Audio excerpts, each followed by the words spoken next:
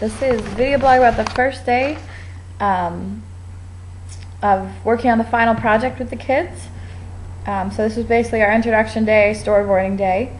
We really wanted to keep the introduction brief. We just gave a quick intro on what digital storytelling is and how it's used. We demonstrated that through examples, but I think for both storyboarding and digital storytelling they had a really good idea of what it was already, though they had not maybe seen one or thought they'd seen one. Just by putting the words together.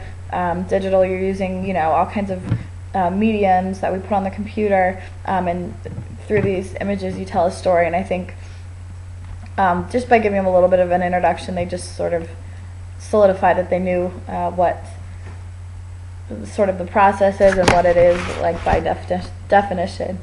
And right away, probably 5-10 minutes after the introduction, we broke into groups, and we got right to it because we knew that we had a lot of work ahead of us.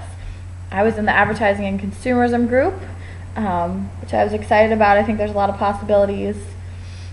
We started off, I brought in my laptop so we could go over the slides from that day, because I wanted them to focus on, I'm going to have them each make like a little small commercial to put together to sort of be the commercial break from like a sitcom, or and I think we ended up doing like a news show or something like that. They're each going to make their own small commercial advertising a product using one of the techniques that we went over. And they were really enthusiastic to choose the products, and they were really enthusiastic about choosing the techniques. Like, they understood how they went together and how, humor can only sell a certain amount of things. Humor can't sell other things. They knew, what to use sort of with what product. And I had them kind of pick a primary technique, but they also really understood that one technique just isn't used per commercial or per advertisement you see. Even if you're picking one, naturally others will fall into line. Like, one of the girls was decided in the end she was going to advertise Skittles, and in the commercial she's using sweepstakes as her primary ad technique. But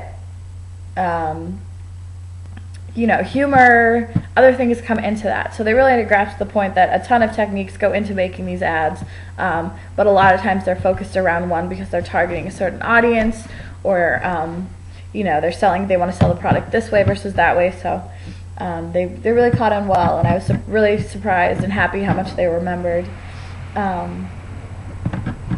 What they ended up coming up with for products, I have 4 kids, and they were all there that day, which was nice. They picked products: Tylenol, 5 Hour Energy. They picked a brand name dress, and then the last person picked Skittles to advertise. So that's what we'll be making our little commercials on.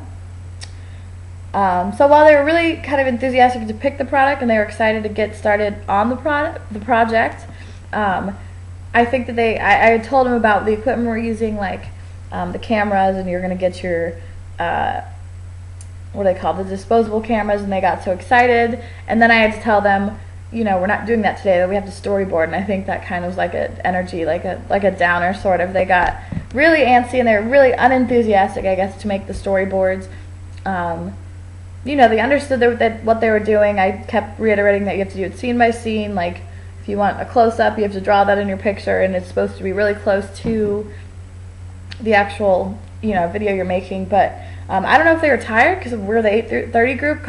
I saw a couple yawns, but it seemed like most of them would rather just tell me what they wanted to do versus put the work in and sit down and draw it, which is, I've done storyboards before, and that's the same way. But I kept explaining to them that it's really important because when we're going to go film, it's going to save us a lot of time, because we'll get everything that was creative in our head that we wanted our final product to look like down on paper, so that when we go to film we don't have to be fiddling around, that'll waste a lot of time, and hopefully it'll go smoothly. Just one real quick problem I had, I think, when they were making the storyboards is I kept telling them to be realistic about this. We have very little equipment to work with. We have, if we had months and months to work on this and we could go wherever we want to film, you could make the best commercial in the world. But I kept explaining, we're restricted to the building, right around the building. We can't go buy tons of things for this. I can bring you a couple of props though. And even then, I looked at a couple of their storyboards, and a little of them look sort of impractical, I guess, for what we're working with. Like, I don't know, just some of the props they use are kind of just sort of far off.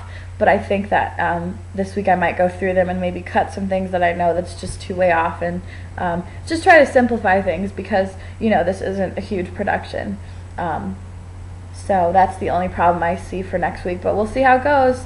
I just hope everybody shows up, because I know we're so limited on time, and if somebody doesn't show up, then yeah, that's gonna sort of really put us behind. But we'll see how next week goes. I think they're really excited for next week, so it should be a fun time. See you next time. Bye bye.